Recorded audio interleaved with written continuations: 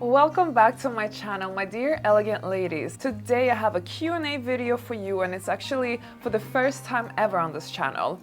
I had my YouTube birthday recently, so if you were acting in my community tab section, you would have noticed when I asked you to ask me questions that I would answer in this Q&A. But if you are here for the first time, my name is Anna and I run an online finishing school called School of Affluence. I teach women high society skills and elegance, and this is also what my channel is all about. So visit schoolofaffluence.com if you want to join my program, and don't forget to subscribe to my channel. So ladies, let's start with this video. So your questions are here, and I'm gonna go through them. I'm obviously not going to be able to answer 570 plus questions, but I will answer a few. I'm just gonna randomly pick them. So let's start with the first question. What does your typical day in the life consist of? I really try to keep my days as structured and organized as possible, and this really has to do for my own mental well-being. I really need to have set routines. I need to have balance in life, because if I don't, it really disrupts my balance easily.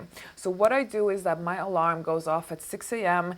every morning. I don't always manage to wake up that early, but I try to wake up late as 7. On the day when I would sleep in, it would be 7:38, but those days thankfully do not happen anymore because it actually wastes a lot of my time, and I try to be as productive as I can every day. This is very important when you run a business. If you are being lazy, if you're really just wasting time, then obviously you're not going to be successful in the end. So I try to wake up early.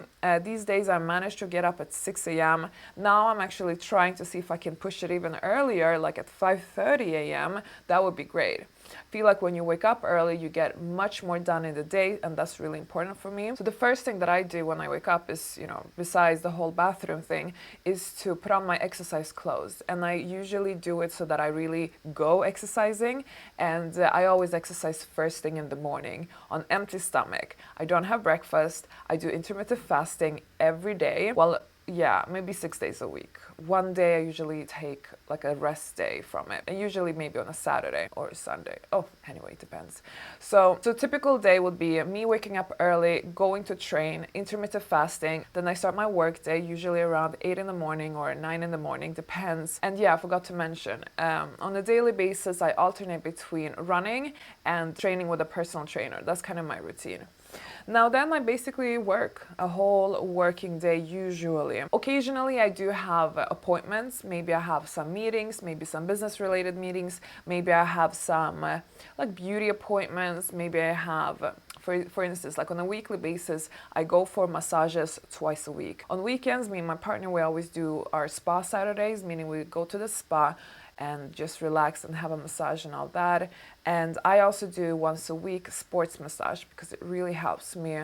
It's very painful, but it really helps me with certain muscle pains and back issues when you sit in front of a computer a lot, which I do. So that's kind of my usual routine. And then, work day finished, I relax with my partner, we do things, maybe we go somewhere, we go out for dinner, we do things, we meet friends. It really depends on the day of the week. Beginning of the week tend to be more quiet, and then the action happens, comes Wednesday, Thursday. We have a lot of friends that we spend time with where we live. It's a very great community in Geneva, so that's kind of the usual day in my life.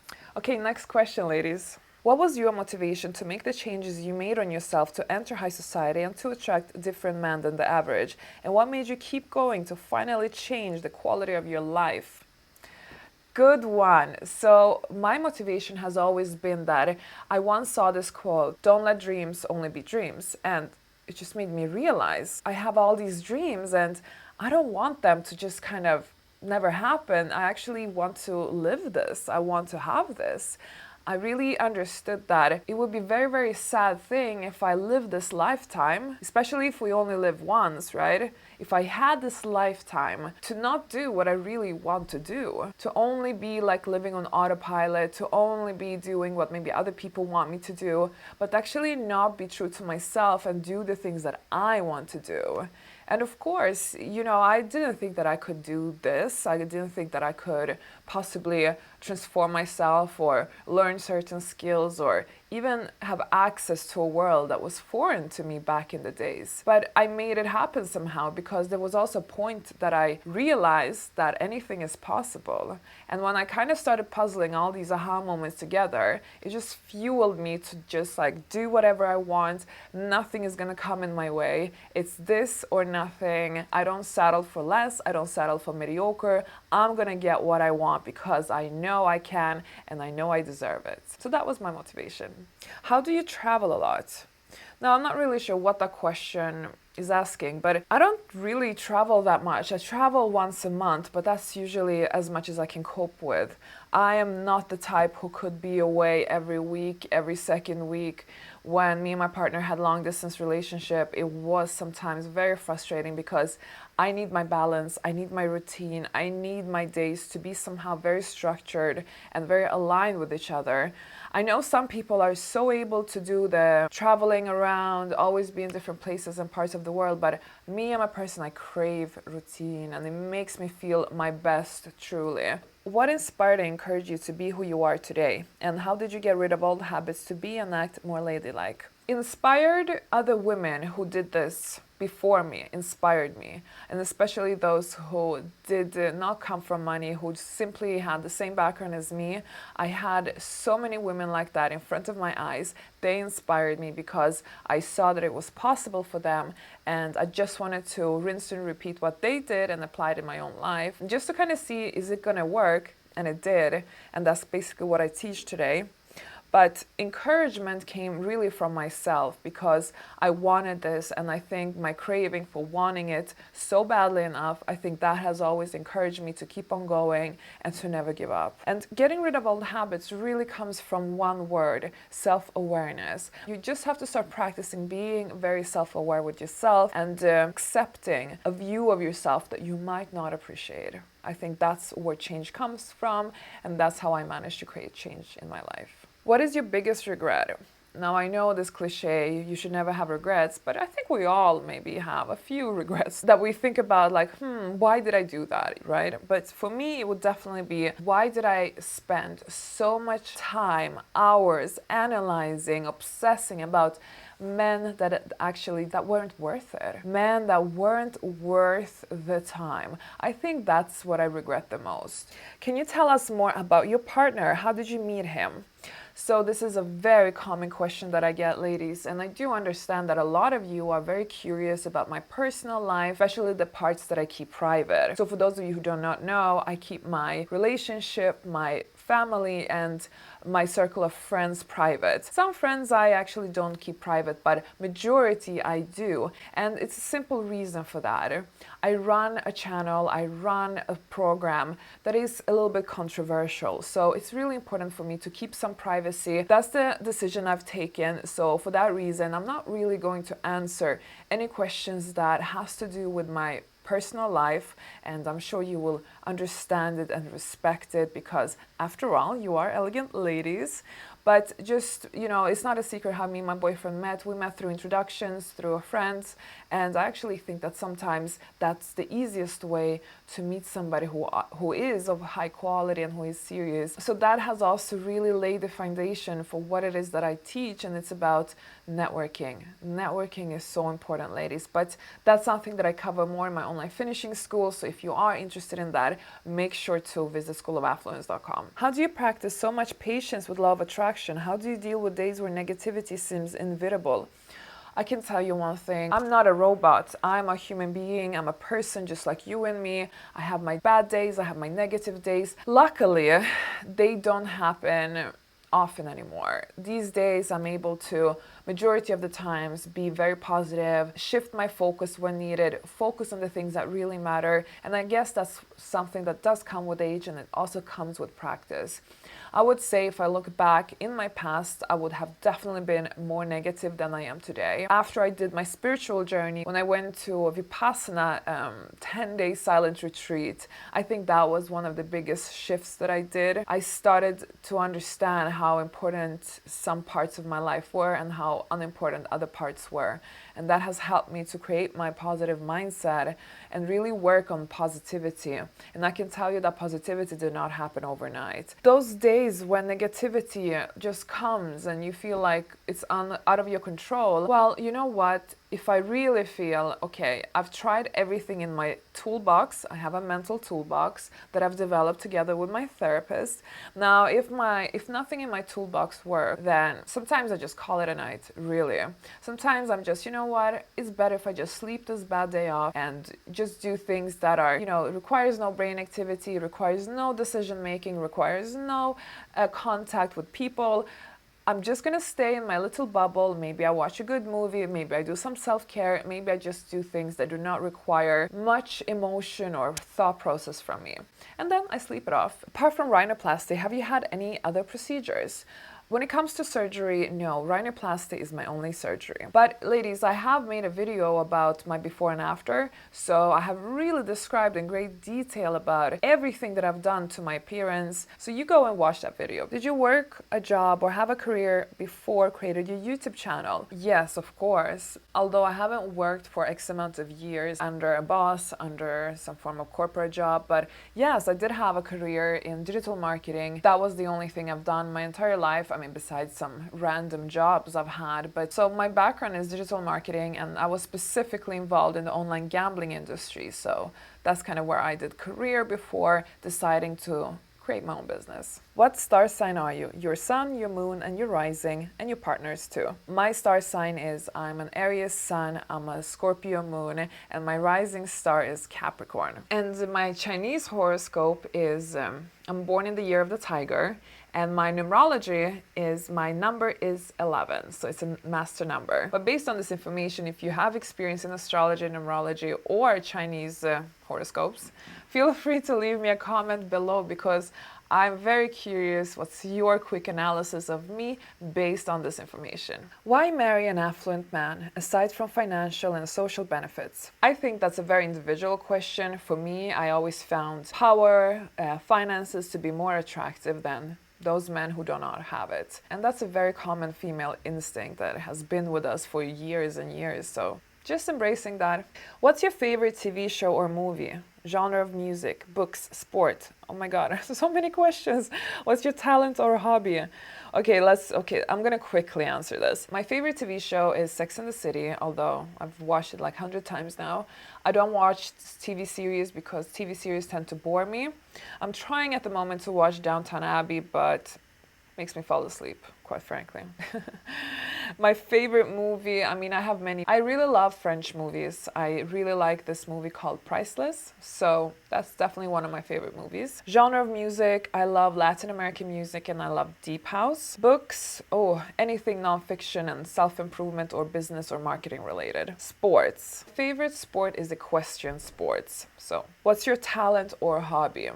My hobby is horseback riding. My hobby is dancing. I love Latin American dance. I love Latin American ballroom dancing that I used to do for many years back in the days. My talent, I am very good at analyzing things, that especially that has to do with psychology. I would like to hear about your upbringing and childhood. So I grew up in Sweden, in Stockholm, and my childhood was all about me being in the stable. I was a big animal lover since I was very young, and you can say that I grew up in a stable, because we had, next to our house, there was a stable there that I used to go to every day for hours and hours and hours a day. Sometimes my mom have to come looking for me because, she couldn't find me. I was so passionate about these animals, and there was many different types of animals there. There was a lot of rabbits, there was pigs, sheep, we had horses. Horses is my spirit animal and something I've always been very passionate about. I've also been horseback riding for majority part of my life. Yeah, so I grew up on the stable up until high school, when I kind of lost touch with that life after I transitioned to studying at a more elite school in Stockholm. And after that, as soon as I was done at the school, I packed my bags and I left Sweden for good. So that's kind of my upbringing in a nutshell. Stable, school, high school, I'm out of here. That was kind of my path. So the second question actually touches upon this. Do you come from a modest family or were you born rich? absolutely not born rich, came from a normal family. That's it. Do you ever get uncomfortable with other women staring at you with judgment when you're looking your best? Absolutely not. I know that they're staring at me because they're feeling bad about themselves, because all of a sudden I came there, I look good, and they feel like they don't look good enough. So for that reason, they're staring and they're trying to kind of bully you with their eyes. So I usually don't pay attention, and I know and I understand what's going on with them right now. So sometimes I really try to switch on kind of my sense of compassion. Like, ladies, I understand you're not doing this because you are probably mean people. You're just extremely insecure right now. I get it. It's okay. How to build a good image and how to network yourself into the right circles. This question it's a very good question, because I have built a whole course around this. So if you are interested in this is what my course is going to teach you. Visit schoolofaffluence.com. How did you learn all those affluent manners? By yourself or going to classes? So my mother was teaching me a lot of etiquette when I was brought up, but of course, throughout the years, you adopt a few bad habits along the way. So I have worked with that, with self-awareness, by taking classes. And also I did this year in 2019, I went to a Swiss finishing school where I actually got certified in etiquette and protocol, which is why I'm now teaching this to you ladies. What does the term high society mean for you? Rich people, noblemen, powerful group? And also, with which of these niches do you identify yourself with? So high society is a very kind of old school term. The reason why I'm using this term so much is because, quite frankly, there is no such good word for what it is that I'm trying to talk about. There isn't that many words for this. What are we going to always say? Rich people? So high society just makes it very easy. We start thinking about what the older definition was standing for, and that was probably standing more for noblemen, for aristocracy, for socialites. The truth is that today, high society does not really look like that. It has evolved and it has become much more accessible than how it used to be back in the days. So for me, high society just really means a widespread of affluent people, of elegant people, people who are into a certain kind of more elite lifestyle. It's like a community more, right? I think we all may have a different definition to it, but if you have any better terms of the word high society, feel free to leave a comment, because I'm definitely somebody who would like some variations in some of the terms that I use. How tall are you? I'm 5'7", so that's 170 centimeters tall. If you hadn't become a YouTuber, what would you be? That is so funny, because I mean, YouTube is just kind of my way of communicating with my community. I mean, what I really do is that I run a business. I have my online school, so that is my business. And if you ask me what I've done besides YouTube, I would have had a business. Even if that business wouldn't be with what it is that I do today, it would have been a different business involving something else. The point is that if you know Myers-Briggs personality, I'm an adventurer. So that is my Myers-Briggs. Feel free to let me know in the comment section if you have done the Myers-Briggs personality and if you're also an adventurer. If you are not understanding what this Myers-Briggs is that I'm now talking about, go to 16personalities.com and take the test. It's a very famous personality test, and it's really interesting because it's very accurate. So the point that I wanted to make that is that the personality that I have in Myers-Briggs is the person who really cannot work for anybody but themselves, because I need to have my kind of creative space. I need to have my wiggle room to do things the way I want to do them, to kind of just be who I am. And the only career that kind of really taps into that specificness is when you are your own boss. So for me, it's having my own business. It's always been my dream, and I'm so grateful that I actually managed to reach my dream. For us happily married with an average Joe, what do you recommend? Do what you want, stay happy if you're happy. Who knows you best? Definitely my partner. I think he knows me inside out by now. Take it or leave it, but this is what you get. How long does it take you to make a YouTube video? To make a YouTube video today for me is much faster than it was 1 year ago, let's put it this way. So for instance, if you're watching a 10-minute video, I have probably been speaking for about 20 minutes, but we have cut out half of it. Cut out the things that are a little bit irrelevant, a little bit of when you go off tangent and so on, because that would just bore my audience to watch. So I'm trying to keep it as short and concise as possible. Creating a video takes long sometimes, but oftentimes the things that really take time is the preparation for it. Once I shoot, I only shoot once. Actually, YouTube is such a big work, you have no idea. I would never be able to do this by myself. That's one thing for sure. Well, I started off doing it by myself, but if you want to get into YouTube, really think about if you have the time for YouTube, because you are not going to have time for anything else in your life besides YouTube. I promise you that. YouTube probably takes up 70% of my time, work time I'm saying now. It's crazy. In your personal life, are you a housewife who cook and clean, and do you want kids? We have somebody who takes care of our household, including cooking, so I don't do any of that because simply I don't have time. I have a full-time job after all, so I refuse to have another job at home. That's one thing that's for sure. Can I still show cleavage, even if it's just a little bit, and still be elegant? Yes, of course you can show cleavage. Ladies, you cannot be extremist here. It's about doing things tastefully when you are elegant. Of course you can show a little bit of cleavage and sometimes a bit of legs and still be appearing very elegant and sophisticated. It's about how you do it. If you have these things under control, you of course can do it, but you need to have good taste. If you have good taste, you're safe. If you don't have good taste, don't take the risk. Do you like animals? If you do, which one is your favorite? I love animals. Truly, it's one of my biggest passions in life, animals. Every day I think about that I am sad over the fact that I don't have any animals in my life at the moment, but it is in my pipeline to get a dog. I just don't feel like the time is really right now. Dogs, cats, love them. Horses is my spirit animal. I just love horses. I used to horseback ride for many years, and I actually love all kinds of animals. Animals. Do you always follow all of your own rules, or do you sometimes cut loose? So I feel like I have touched on this topic in my video when elegance has gone wrong. So basically you have to understand that what it is that I teach here, etiquette, elegance, I'm teaching it in a very kind of formal way. I'm teaching it in a formal way so that anybody who's watching, no matter where you are in your life, whether you are an absolute beginner, maybe you are extremely clueless and act in a very inappropriate way, or maybe you're somebody who is already polished up, but you just need to tweak a few things. I really want my formal training to be applicable for all of you. So of course, we are being very formal in our conversation here. Reality is not always formal.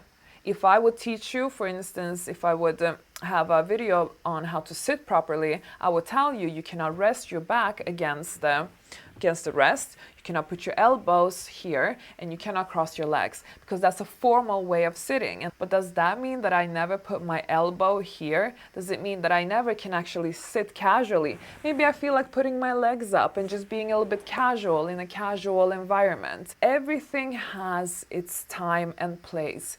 Sometimes I act very formal, exactly the way that I teach in my videos. Sometimes I am more casual, and maybe, yes, I would sit a bit more like this. I would be maybe dressed more casually like I am today. Everything has its place, ladies, and you have to be aware of this. But I am here to cater for you so that you don't feel awkward in high society.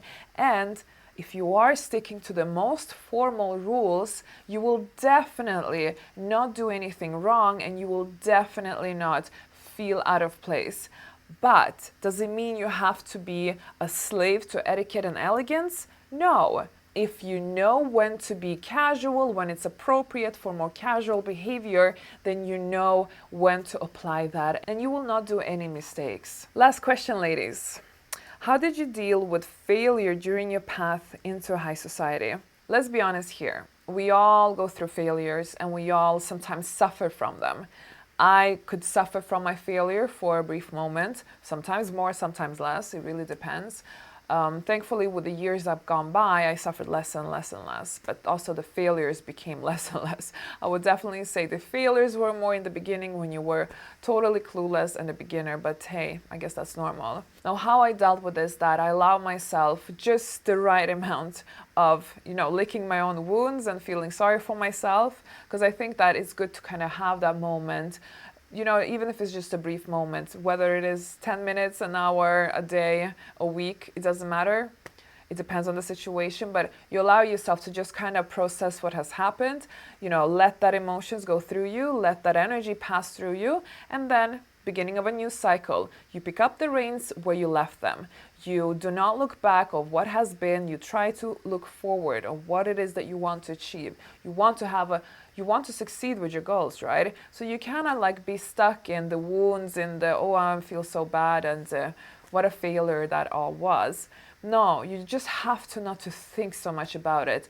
The only thing you have to think about is what you could learn from that experience. And that's the only thing you keep in your mind when you keep on going, when you move forward.